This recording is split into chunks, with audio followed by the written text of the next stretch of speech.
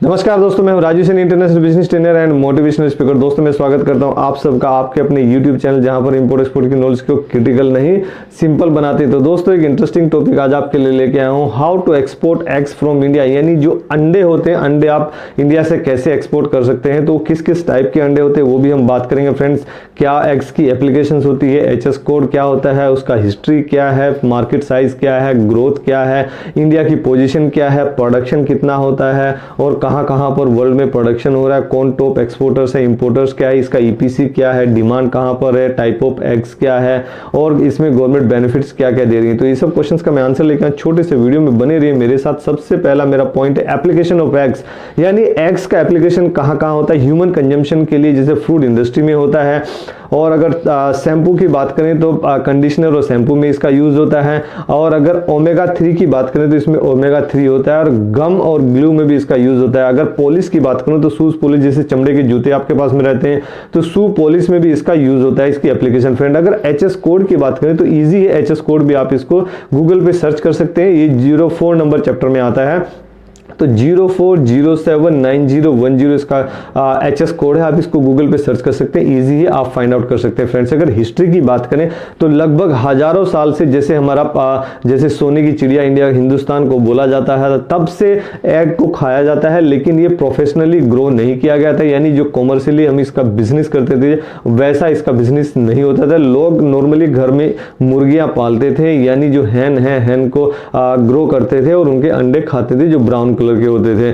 लेकिन उसके बाद 1920 या 1930 के आसपास कॉमर्शियली ये ग्रो होना चालू हो गया। लोग बाग इसका यूनिट लगाने लगे, पोल्ट्री फार्म लगाने लगे। तो पोल्ट्री फार्म 1940 से फिर वो वायर की जो मैस रहती है वो पिंजरे वाली, उस टाइप का भी यहाँ पे प्रचलन चालू हुआ है। तो लगभग पिछले 60 से 70 साल में यहाँ पर एक कॉमर्शियली प्रोडक्शन चालू हुआ है इसका, जो कि ह्यूमन कंजम्पशन के लिए एग खाए जाते हैं। वो ही यहाँ पे नॉर्मली अभी अगर मैं 2020 या फिर 19 या 18 के बाद में पिछले 4-5 साल की अगर हम बात करें तो नॉर्मली इंडिया में भी 1 लाख का एक पोल्ट्री फार्म की अगर हम बात करें तो 1 लाख हैंस, 1 लाख मुर्गी अगर एक फार्म में है तो उसको कोई नॉर्मल बात ही बोला जाता है। अगर जैसे टर्की वगैरह की बात करें तो वहां पर तो अभी आजकल की मैं बात बता रहा हूं, 10 लाख हैंस भी एक पोल्ट्री फार्म में is a normal thing, it's not a big deal.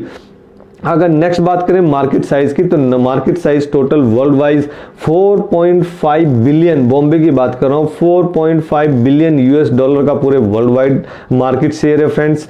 बहुत अच्छा मार्केट है, क्वांटिटी बहुत ज्यादा है, वॉल्यूम बहुत बड़ा है। तो आप भी इंटरनेशनल मार्केट में आ सकते हैं। अगर अंडे का बिजनेस आपका लोकल मार्केट में भी है तो भी आप कर सकते हैं, और अगर आप फ्रेशर हैं तो भी आप इसको कर सकते हैं फ्रेंड्स। अगर मैं ग्रोथ की बात करूं तो इंडिया का ग्रोथ कितना हुआ है लास्ट 10 ईयर की बात करें तो लास्ट 10 ईयर का जो डाटा उठा के हमने देखा उसमें अराउंड 300% का इजाफा हुआ है, ग्रोथ हुआ है। तो YOY की अगर बात करें यानी ईयर ऑन ईयर यहाँ पे ग्रोथ कितना देखने को मिला है, तो पर ईयर यहाँ पे इंडिया का ग्रोथ 30% के आसपास का देखने को मिल जाता है फ्रेंड्स आपको।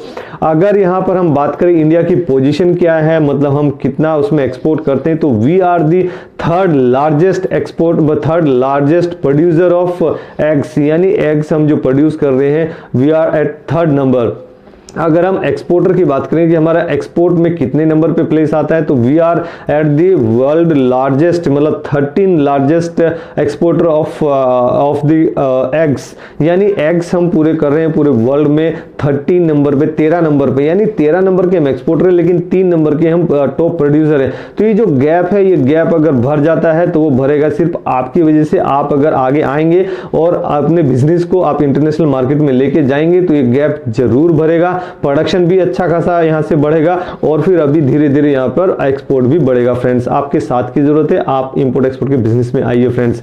अगर मैं प्रोडक्शन की बात करूं, वर्ल्ड वाइड प्रोडक्शन कहां पर कितना होता है, तो नंबर 1 पे यहाँ चाइना आता है। तो चाइना कर रहा है 249 लाख मीट्रिक टन का एनुअली वो प्रोडक्शन कर रहा है, उसका काफी अच्छा प्रोडक्शन है, बहुत बड़े बड़े पोल्ट्री फार्म वहां पर है फ्रेंड्स। अगर मैं यूएसए की बात करूं तो यूएसए भी पीछे नहीं है, वो लगभग उसका 4th, लगभग 60 लाख मीट्रिक टन का वो भी प्रोडक्शन कर रहा है फ्रेंड्स। अगर उसके बाद बात करूं, हमारा प्यारा देश आता है Hindustan, that is around 39 lakh metric ton का हमारे यहाँ से प्रोडक्शन हुआ फ्रेंड्स। अगर फोर्थ नंबर की बात करूं तो फोर्थ नंबर पे जापान आता है, जो कि 26 लाख मीट्रिक टन का पर ईयर प्रोडक्शन कैपेसिटी है, प्रोडक्शन कर रहा है फ्रेंड्स। अगर मैक्सिको की बात करूं तो मैक्सिको भी पीछे नहीं है, वो लगभग 26 लाख मीट्रिक टन का प्रोडक्शन कर रहा है। अगर ब्राजील की बात करूं तो ब्राजील 23 लाख मीट्रिक टन का प्रोडक्शन कर रहा है। अगर इंडोनेशिया की बात करें तो इंडोनेशिया भी पीछे नहीं है, वो 12.5 लाख मीट्रिक टन का यहां से वो प्रोडक्शन कर रहा है, तो प्रोडक्शन कैपेसिटी उसकी भी अच्छी है। तो ये 5-6 कंट्री थी जिनका प्रोडक्शन अच्छा है, वर्ल्ड में शेयर अच्छा प्रोडक्शन शेयर, जिसमें चाइना नंबर 1 पे आता फ्रेंड्स। अगर आप हिंदुस्तान के रहने वाले हैं और आप पोल्ट्री फॉर्म का बिजनेस नहीं करते हैं, लेकिन आप इसका मार्केट, इंटरनेशनल मार्केट में इसको लेके जाना चाहते हैं, तो आप मर्चेंट एक्सपोर्टिंग कर सकते हैं, यानी मर्चेंट एक्सपोर्टर बन सकते हैं। तो मर्चेंट एक्सपोर्टर अगर आप हैं तो इसका सोर्सिंग आप कहां से करेंगे, सस्ते रेट पे आप इसको कहां से ले सकते हैं। तो आइए उन राज्यों का रुख करते हैं फ्रेंड्स। सबसे पहले आपको जाना होगा तमिलनाडु। तमिलनाडु में अच्छा खासा, जो इंडिया में जितना भी प्रोडक्शन हो रहा है उसका अराउंड 20.5% प्रोडक्शन तमिलनाडु में हो रहा है। अगर आप तमिलनाडु के रहने वाले हैं तो बहुत अच्छी बात है। अगर तमिलनाडु के आसपास किसी स्टेट के रहने वाले हैं तो आप तमिलनाडु से सोर्सिंग करके आप उसको एक्सपोर्ट कर सकते हैं फ्रेंड्स, अच्छा मुनाफा कमा सकते हैं। अगर मैं महाराष्ट्र की बात करूं तो महाराष्ट्र में भी 13.5% पूरे इंडिया का जितना भी प्रोडक्शन हो रहा है उसका 13.5% महाराष्ट्र में प्रोडक्शन हो रहा है। अगर तेलंगाना की बात करूं, मंचिरियल वगैरह की, तेलंगाना में भी 13.8% का, पूरे इंडिया हिंदुस्तान का 13.8% प्रोडक्शन हो रहा है एग्स का। हैन एग्स की बात कर रहा हूं। आगे आगे हम बात करेंगे और दूसरे टाइप के भी एग्स रहते हैं जो कि एक्सपोर्ट भी होते हैं फ्रेंड्स। अगर मैं आंध्र प्रदेश की बात करूं तो आंध्र प्रदेश कर रहा है production 6.6% of the total India capacity.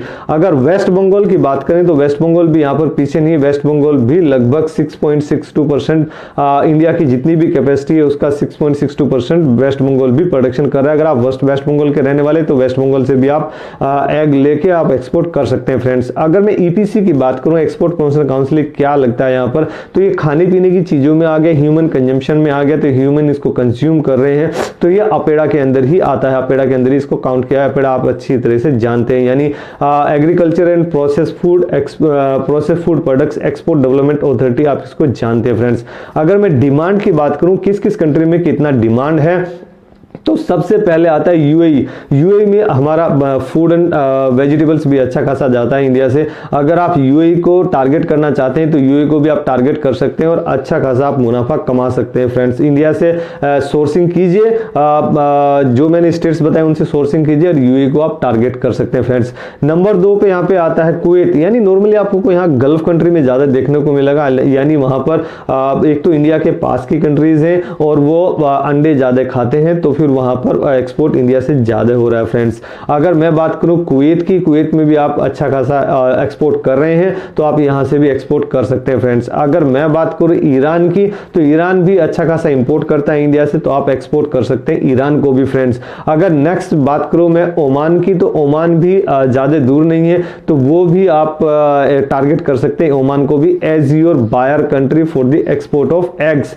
तो एग अगर आपके पास में, तो एग्स को आप एक्सपोर्ट करना चाहते हैं, आप ओमान में भी टारगेट कर सकते हैं। अगर मैं बात करूं यूएसए की, तो यूएसए में भी अंडे खाए जाते हैं, तो आप यूएसए को भी टारगेट कर सकते हैं फ्रेंड्स। अगर मैं अर्जेंटीना की बात करूं तो अर्जेंटीना में भी अच्छा खासा एक्सपोर्ट हो रहा है इंडिया से, तो वहां भी आप टारगेट कर सकते हैं अर्जेंटीना को भी। अगर मैं टाइप ऑफ एग्स की बात करूं, अगर नॉर्मली हम देखते हैं तो हमें सुनने में या देखने को मिलता है तो अंडे ओनली मुर्गी के अंडे होते हैं, यानी हैन के अंडे होते हैं जो कि लोग खाते हैं, लेकिन उसमें और टाइप के भी अंडे होते हैं। Let us discuss them. तो सबसे पहले आता है हैन एग्स, यानी मुर्गी के अंडे, जो आपको सबको मालूम है, आइडिया है। उसके बाद कोयल के अंडे होते हैं, जो कोयल के अंडे वो भी लोग खाते हैं और उसका भी एक्सपोर्ट भी होता है, और नॉर्मल डोमेस्टिक मार्केट में भी उसका व्यापार होता है फ्रेंड्स। अगर उसके बाद देखें डक के भी अंडे होते हैं, डक एग्स का भी एक्सपोर्ट होता है फ्रेंड्स। उसके बाद कैवियर एग्स होते हैं, यानी जो फिश होती है, एक फिश होती है, मछली होती है, उसके अंडे होते हैं कैवियर एग्स, वो भी एक्सपोर्ट होते हैं फ्रेंड्स। अगर गूज एग्स की बात करें तो गूज के भी अंडे एक्सपोर्ट होते हैं फ्रेंड्स। अगर मैं टर्की एग्स की बात करूं, यानी टर्की कोई बर्ड नहीं है, टर्की कंट्री की मैं बात कर रहा हूं, टर्की कंट्री के भी जो अंडे हैं वो भी अच्छी क्वालिटी के हैं, वो भी एक्सपोर्ट होते हैं फ्रेंड्स। अगर मैं बात करूं हिल्सा फिश की, हिल्सा एक फिश है, हिल्सा के एग्स भी अच्छे खासे क्वांटिटी में एक्सपोर्ट होते हैं फ्रेंड्स। अगर आप एग्स का बिजनेस कर रहे हैं तो आप इन सब टाइप के एग्स के भी देख सकते हैं, इसमें प्रॉफिट मार्जिन आपको अच्छा खासा देखने को मिलेगा। मैं मानता हूं कि आपको इसमें ऑर्डर कम मिलेंगे क्योंकि लोग कम जानते हैं, लेकिन आपको इसमें प्रॉफिट मार्जिन अच्छा मिलेगा। अगर ऑस्ट्रिच की बात करें, जिसको शुतुरमुर्ग बोलते हैं, उसका अंडा बहुत बड़ा भी होता है, तो वो मतलब उसकी गर्दन भी बहुत बड़ी होती है, लंबा होता है, तो अंडा लगभग उसको हैन के अंडे से लगभग 20 गुना होता है, तो वो भी एक्सपोर्ट होता है फ्रेंड्स। अगर मैं टॉप एक्सपोर्टर्स की बात करूं, टॉप एक्सपोर्टर कौन है, तो सबसे पहले आता है टॉप एक्सपोर्टर नीदरलैंड। नीदरलैंड यहाँ पर पूरे वर्ल्ड का 24% एक्सपोर्ट कर रहा है। अगर मैं टर्की की बात करूं तो टर्की यहाँ पर 16.0 का एक्सपोर्ट कर रहा है। पोलैंड की बात करें तो 10% पूरे वर्ल्ड का एक्सपोर्ट कर रहे हैं। अगर जर्मनी की बात करें तो 7% है, वो 7% एक्सपोर्ट कर रहा है। अगर मलेशिया की बात करें तो 6.5% पे, पूरे वर्ल्ड का 6.5% मलेशिया एक्सपोर्ट कर रहा है। अगर इंडिया की बात करें तो 1.3% टोटल पूरे वर्ल्ड का एक्सपोर्ट कर रहा है फ्रेंड्स। अगर मैं गवर्नमेंट बेनिफिट्स की बात करूं तो गवर्नमेंट बेनिफिट्स यहाँ पे डीबी के जो कस्टम हाउस है, आपको ड्यूटी ड्रॉबैक मिलता है, वो 0.15 का यहाँ पे आपको मिल जा रहा है। और MEIS की बात बता दूं कि जो MEIS यहाँ पे मिलता था वो 5% का मिलता था, लेकिन अभी उसके MEIS के प्लेस पे RODDP हो गया। तो RODDP मैंने एक अलग से वीडियो भी बनाया, अगर वो आपने नहीं देखा तो मेरे चैनल पे जाकर उसको भी आप देख लीजिए फ्रेंड्स।